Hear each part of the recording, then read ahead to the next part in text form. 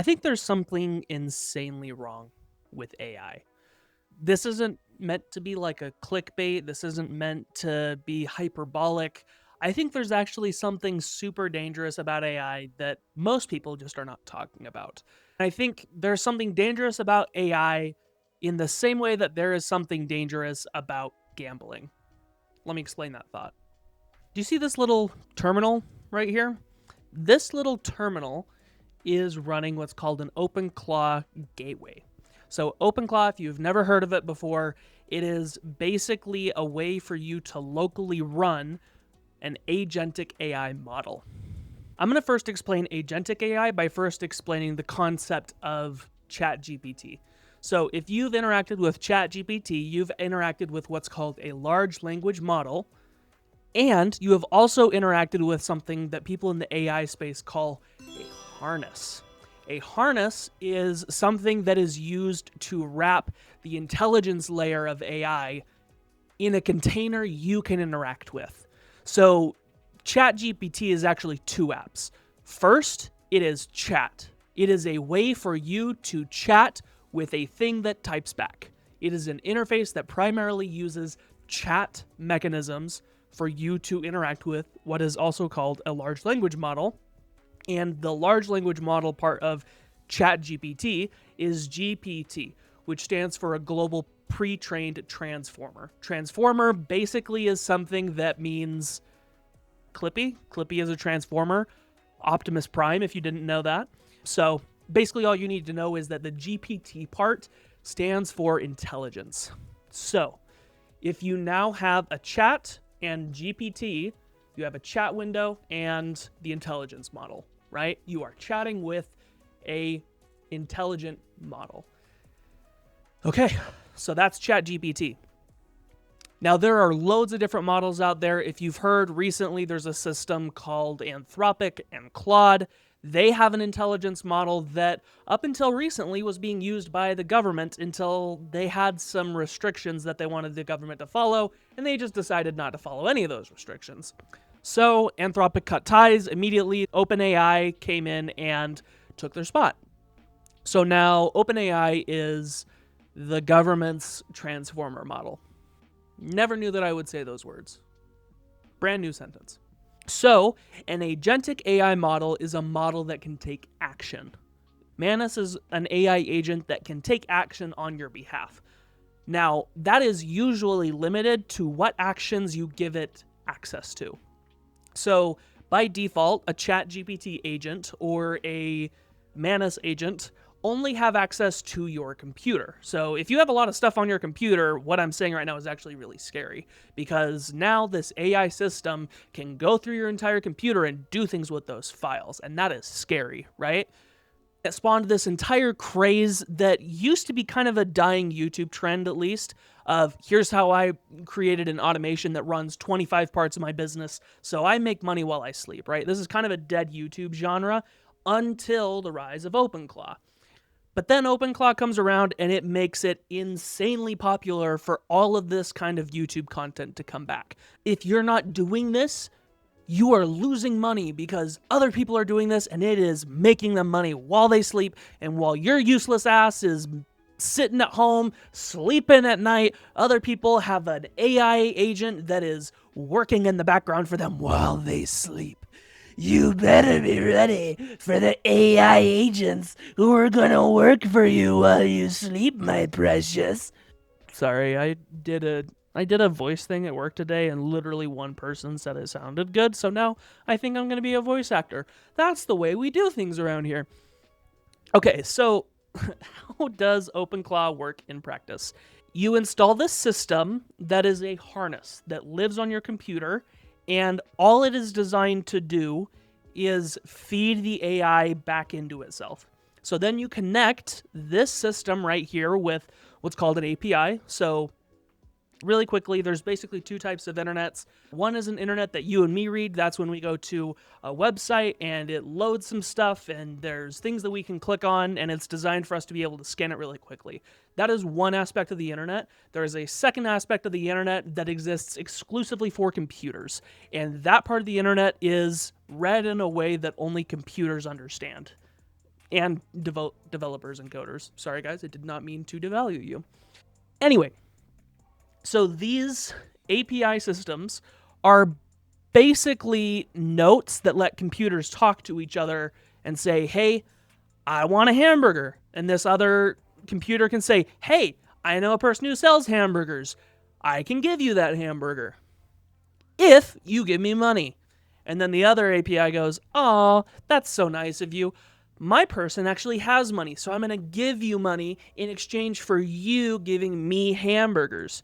And those computers have a little mini conversation. Usually it's pretty amicable. Sometimes they get in a fight. Computer fights are not very good. There was like a whole series on it called Transformers, and the first one was really good, and I would argue the second one was actually still pretty good. Sam Witwicky was like going insane, and I think that was the rise of the deterioration of Shia LaBeouf, which I thought was freaking awesome. There is no better way to tank your entire career than to do what Shia LaBeouf did in the span of like 2 or 3 years. So pay attention to that guy if you're looking to ruin your life. Anyway, Transformers, computers talk to each other through APIs. They don't talk to each other through websites. You get the gist. Why do I hate this stupid app so much? It's because it doesn't do anything. This thing actually sucks so bad at accomplishing the core thing that it's supposed to do, which is I orchestrate robots. Now, okay, it actually doesn't suck.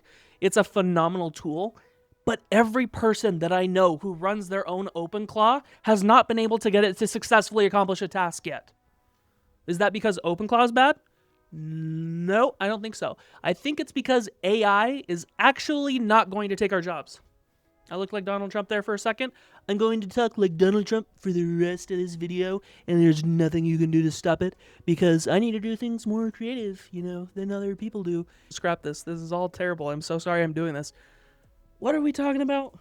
Oh yeah, we're talking about AI. Okay, so almost everybody I know who works in AI, or who has worked with AI systems at all outside of like a regular ChatGPT or Claude model, has been losing their frickin' mind over the last 2 to 3 months. And I think the reason for it is that there's a lot of hype being built up around.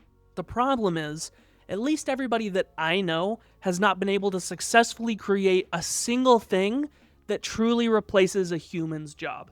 There is always some aspect of a person needs to be involved.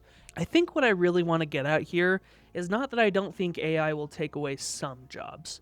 I do think it will. In the same way that the internet took away people's jobs, what I do think a lot of people are going to come around to terms with very soon is that there is something weird baked into how most AI systems work, where you feel productive by interacting with an AI. But measurable productivity, how much work do you actually get done by working with an AI system? How much more do you accomplish by using an AI? Maybe 10% more, probably 20% more. But are you doing 50? Are you doubling your work by using AI? At the end of the day, you need to deliver a product, a service. At the end of the day, you do need to put together a product or a service or a deliverable or a report or something for somebody else to pay for. No, the real problem that I have with AI systems is that it can convince you that you are doing really important work while not doing anything. And it feels a little bit like gambling makes you feel like you're this close to winning every time that you lose. Every time that you interact with ChatGPT, it might feel like you are being super productive. You are tweaking and optimizing and routing, and I'm just gonna take a little, I'm gonna optimize this prompt, and I'm gonna optimize this blog post, and I'm gonna optimize our website, and I'm gonna optimize. But then the entire time, you don't actually have a deliverable. Like, you're not actually building anything. It's the same way with gambling. With gambling, every time you lose, you feel like you are that close to winning. Oh, but if I just wouldn't have hit this time, next time I'll win, right? The anticipation of the win is what keeps you locked in your chair, ready to hit the gamble button again. It's the same with AI. When you are sitting in your chair and you are interacting with an AI and you are prompting it every single time. You're like, this next prompt is going to be perfect. This next output that it creates is going to be perfect. And I'm so sorry, if you are one of those people who cares about the details, AI will never work for you. I know you guys. I'm unfortunately not that person. My standards are not very high for most of the things that I do. But for the people who do have high standards, your job is never going to be replaced by AI, because AI replaces the job of people who have no standards. It just does. AI doesn't make good films, and it never will. Why? Because an important part of AI making films, or an important part of the human process, forget anything else, an important part of the human process is that creative spark and ingenuity to want to do better. Like, have you seen how much stuff people will buy that is just like C minus quality at best? Like, have you seen how much stuff people will buy that is like C minus D plus content? Right? Like, how many people do you know do all of their shopping through the TikTok shop? Like, what are we doing, guys? What are we doing? That's all I'm getting at here, is that I'm really impressed by AI. I've seen the future. It seems super cool. I'm going to wait for it to come to me. I'm going to wait for AI systems to become more intuitive. I'm going to keep learning them. But I am done trying to be the expert in all things AI. It is wasting all of my time. It is wasting all of my energy to learn OpenClaw and all the APIs and models that are coming out all the time. I'm going to learn. I'm going to keep learning at my own pace, and I'm going to learn when I'm interested in learning about AI. And I think that's the best approach for most people. What interests you, let AI enable you to do that better. What makes your life easier, allow AI to help you do that better. But don't just get sucked into using AI for the sake of using it because it's the new shiny tech. It is consumerism for tech bros. Okay, anyway, I think that's it. I think that's everything that I have to say. Thank you so much for watching.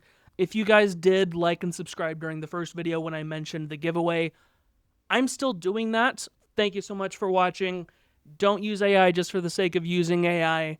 Let yourself have the space to be productive without always having to optimize it. I'm going to sign out. I love you. See you next time.